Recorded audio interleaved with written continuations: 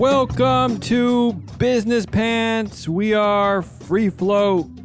We are Matt, Ari, Jesse, Damien. Today's podcast, Business Pants Corporate Theater. Let me hand it off to our MC and get the show going. Our corporate theater players this week are the extraordinary Courtney Cook, Phil Hawk, Ashley Kutzer, and the titan of all things funny, Mark McGee. Each week, the hard-working crew here at Business Pants and Free Float will rip actual business news headlines from reputable news sources and hand those very real headlines directly over to our Business Pants corporate theater company, who will then dramatize and satirize the stories so that the world can finally enjoy and, yes, maybe even understand the business news. Today, on a very special and dystopian edition of Business Pants Corporate Theater, we have fired all of our writers. Yay! I mean, boo. Hold on. Let me explain. There is a brand new and powerful AI chatbot taking over the interweb called ChatGPT. So powerful, in fact, the New York City public schools have already banned its students and teachers from using it. Why, you ask? Because there is growing concern that the tool, which generates eerily convincing responses and even essays in response to user prompts, could make it easier for students to cheat on assignments. An article on NPR about a young man trying to save us from ChatGPT before it changes writing forever says that we may be heading towards a world where all of our written communication might become like a Hallmark card, written without our own creativity, personality, ideas, emotions, or idiosyncrasies. So I thought, perfect! Fire the writers! And let's let ChatGPT write our corporate satire for us. And that's what we did. We very politely asked the powerful AI chatbot to write short comedy sketches for us. So for this week only, we will be taken over entirely by a race of binary eating data drones. As you are about to hear, we also eliminated all rehearsals this week. We wanted our performers to genuinely react to their new overlord playwrights. So be prepared to hear the occasional flub and chuckle in our first ever very real and very raw look at AI chatbot comedy sketch writing for Business Pants Corporate Satire. And you be the judge. Is written communication becoming like a Hallmark card? Up first, Amazon founder and former CEO Jeff Bezos and Google CEO Sundar Pichai are playing golf in a neat little piece called CEOs Playing Golf.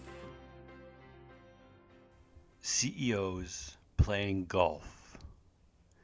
The sketch opens on a golf course. Jeff Bezos and Sundar Pichai are getting ready to tee off on the first hole. All right, Sundar, let's see what you got.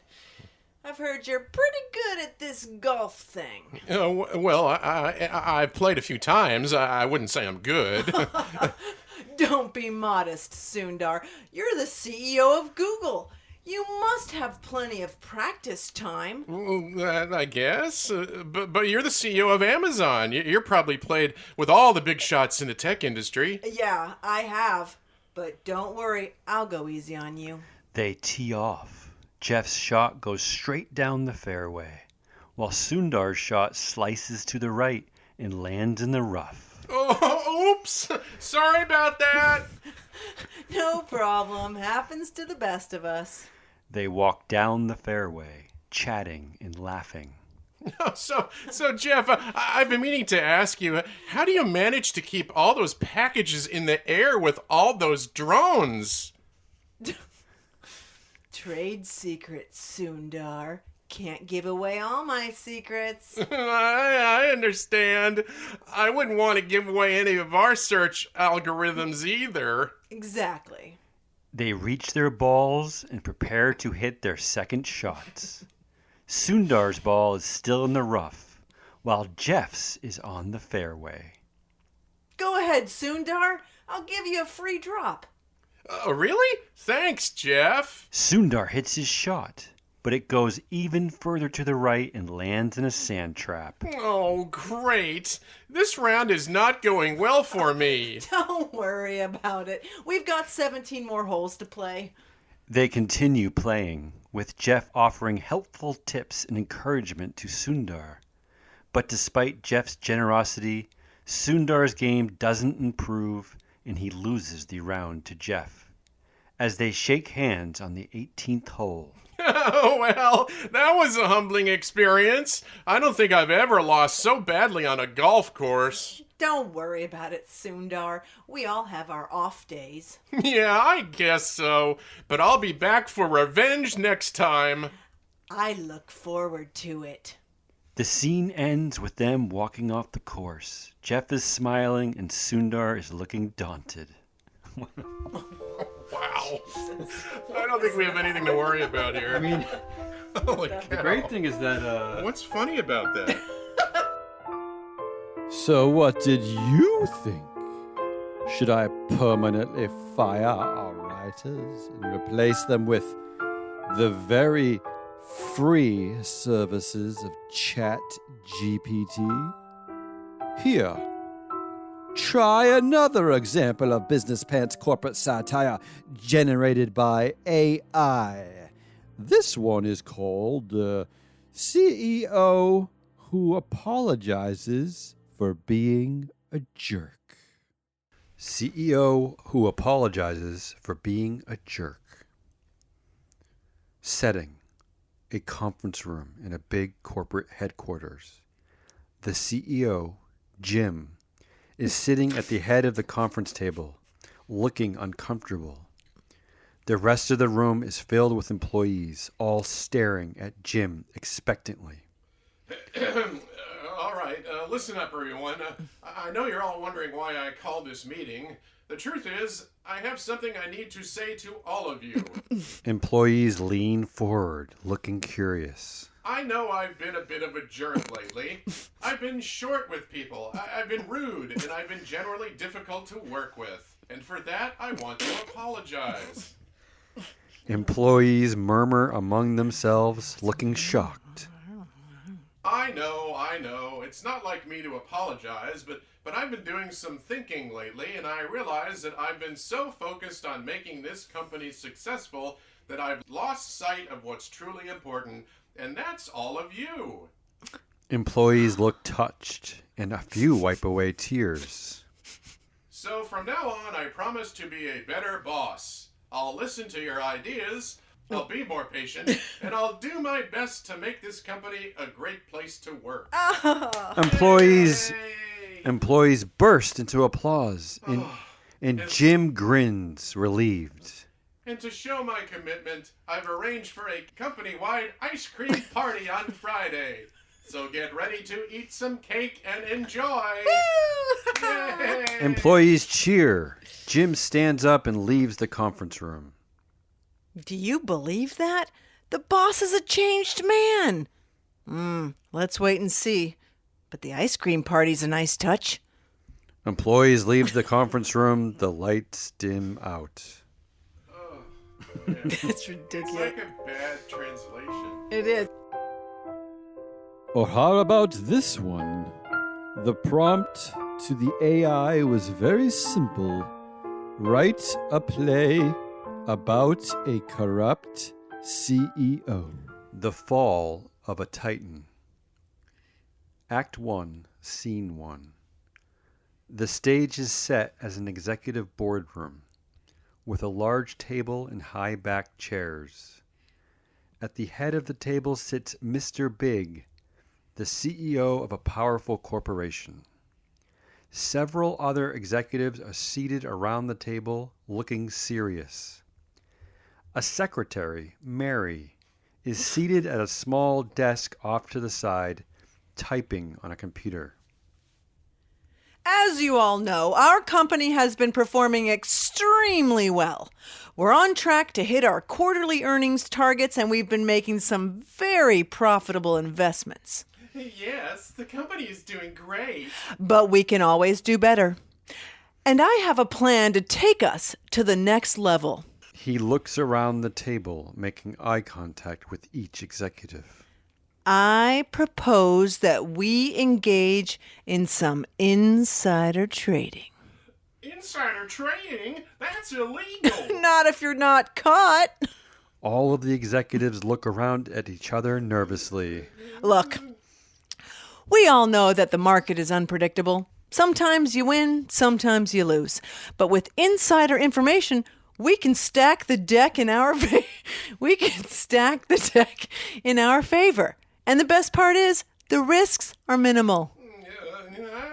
I don't know, Mr. Big. It just doesn't feel right. Look, I built this company from the ground up. I know what's best for it. And I'm telling you, insider trading is the way to go. Are you with me or not? All of the executives reluctantly nod their heads. Excellent. Mary, get the legal team on the phone. We have some deals to make. The scene ends with the executives looking worried and guilty as Mr. Big starts to make phone calls. Act 1, Scene 2.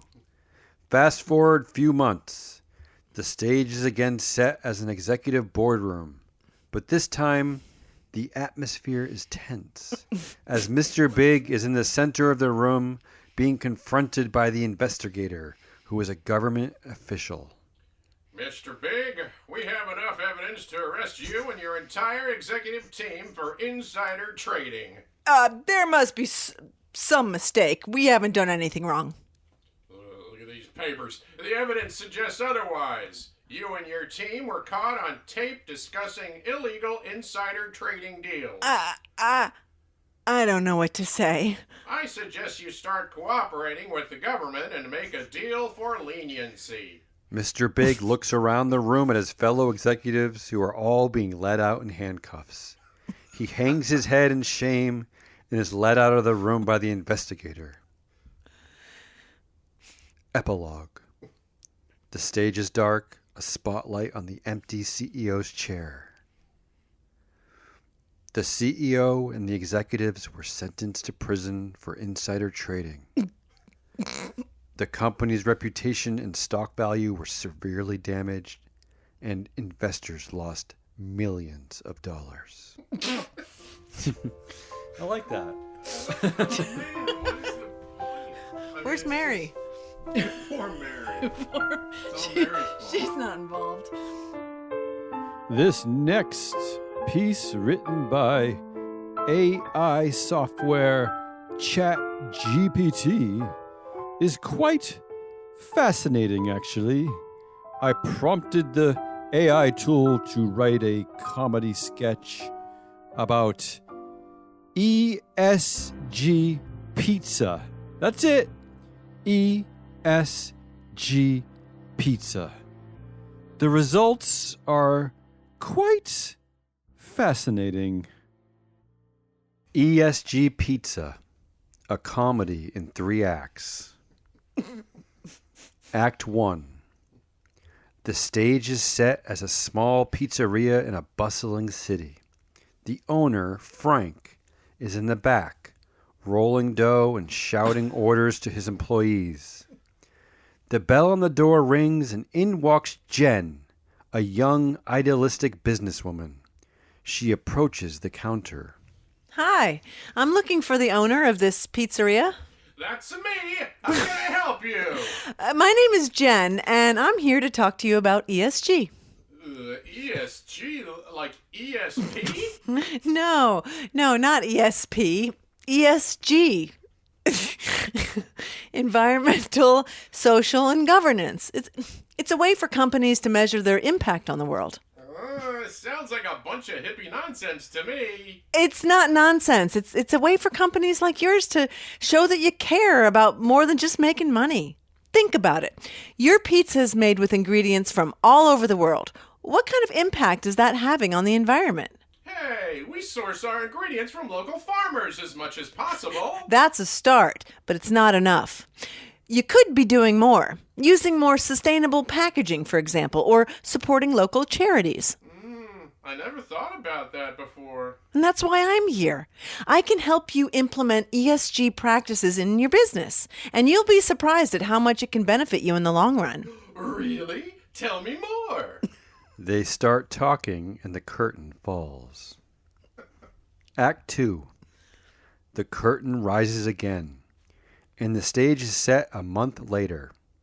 The pizzeria is bustling with customers, and Jen can be seen talking to Frank, who is holding a large cardboard box labeled recyclable packaging. Look at you, Frank. Your pizzeria is now a shining example of sustainable business practices. I never thought it would be so easy. And it's been good for business, too. That's the beauty of it. By doing good, you're also doing well. And this recyclable packaging has been a hit with customers. I even had a few restaurants ask me where I got it. I'm glad you're happy. And now it's time for the next step in our ESG journey. What's next? Community outreach. We're going to start by hosting a fundraiser for a local charity, and it's going to be fun. Oh, that sounds like a great idea. They start talking and organizing the event, and the curtain falls.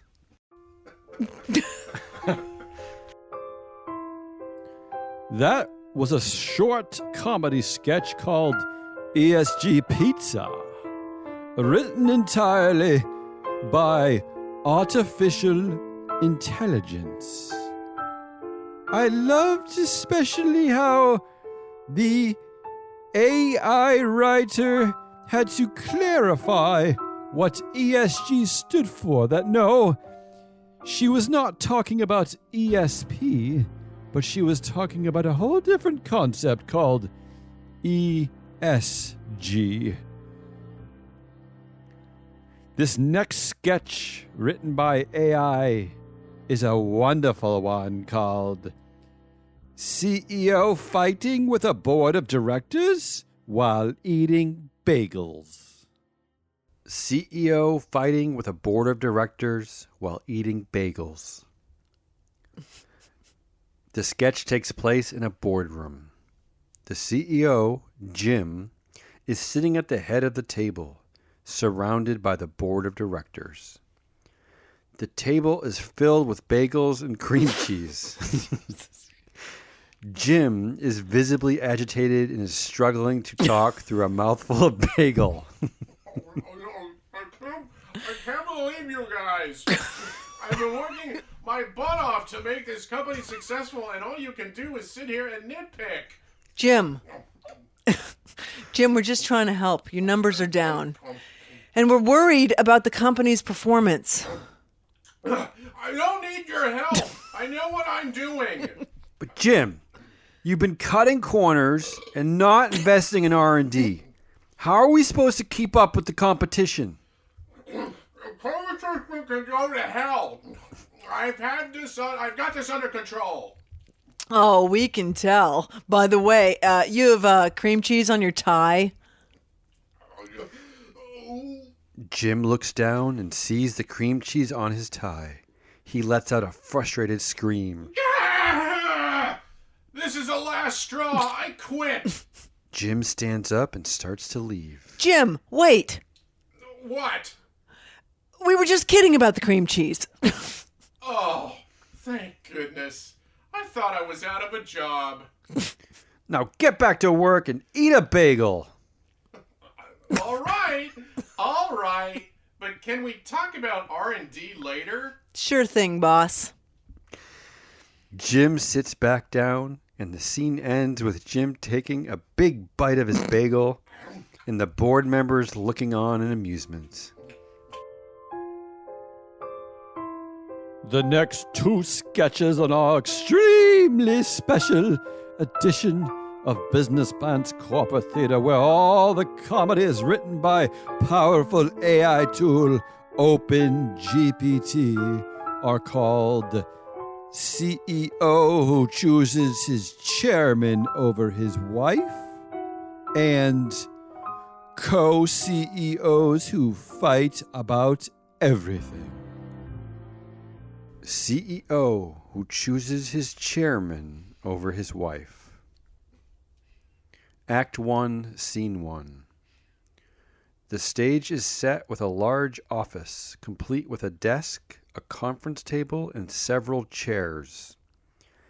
At the desk sits the CEO, Jim, who is on the phone.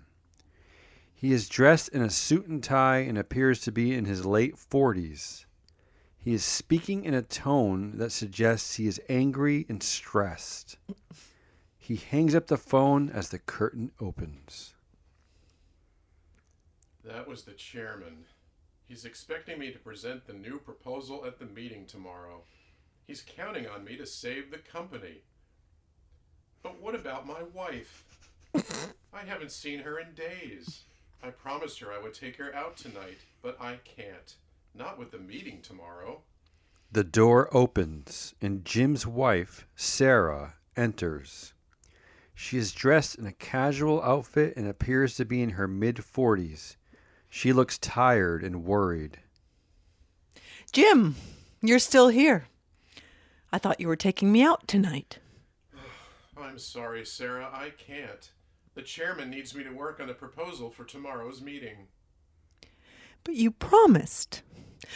We never spend time together anymore. I know, but the company is in trouble. I have to save it. And what about us? We're in trouble too, Jim.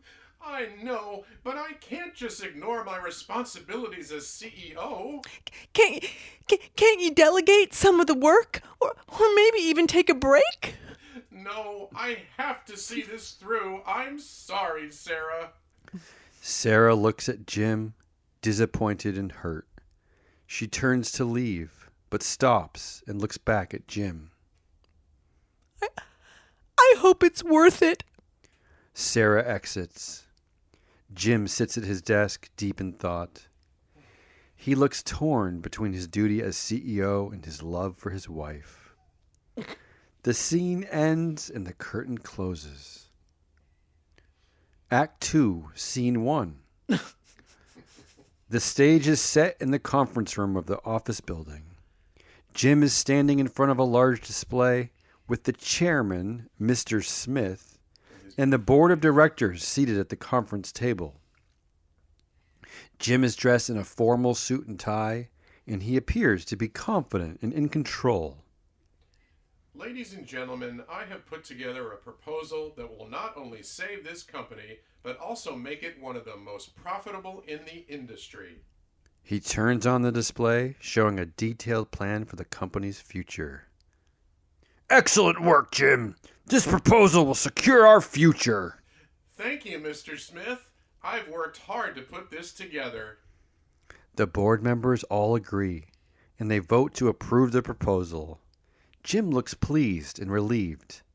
The scene ends and the curtain closes.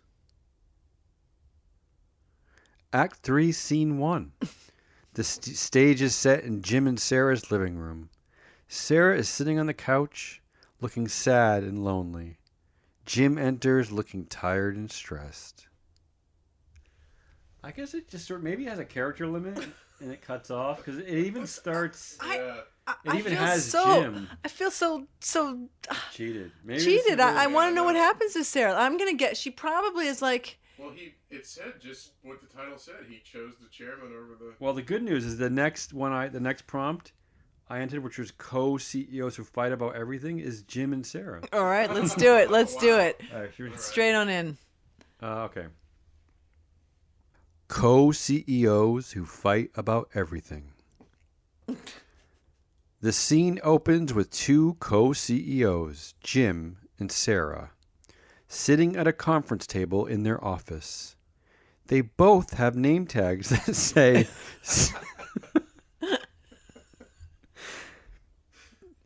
They both have name tags that say CEO on them. They are both dressed in business attire and appear to be in a heated discussion. I can't believe you want to change the color of the office walls. We agreed on beige. But beige is so boring. I think we should go with something more vibrant, like orange. Orange? Are you kidding me? That's the color of a construction cone. Oh, I'm sorry, Mr. CEO. I didn't realize that beige was the official color of success. You know what, Sarah? I'm tired of you second-guessing everything I say. And I'm tired of you acting like you know everything. They both stand up and start arguing loudly, pointing at each other and gesturing wildly. You're always trying to change things just for the sake of change. Huh? And you're always trying to keep everything the same.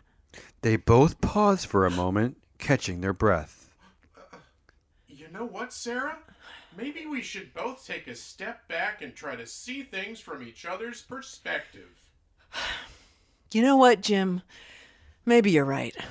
They both sit back down, looking thoughtfully at each other. So, what color do you think the walls should be? I'm thinking maybe something in between beige... between beige and orange, like peach. Peach? Really? Just kidding. How about we stick with beige? Okay, fine. Beige it is. They both high-five each other and the scene ends. Okay, now that's funny. That's Come the best on. one. That was the best. That's the best one. That's a good scene. I like that. Wait. But they don't even compromise. I mean, there's no, oh my God. Yeah, Jim wins, right? No, Sarah. No, Jim and beige win. Yeah, Yes. beige wins. That's it. That's all the time we have tonight, folks. I hope you enjoyed our very special edition of Business Man's Corporate Theater. Our look at the future, where all art has been replaced by AI algorithms and chatbot shenanigans. What did you think of the future?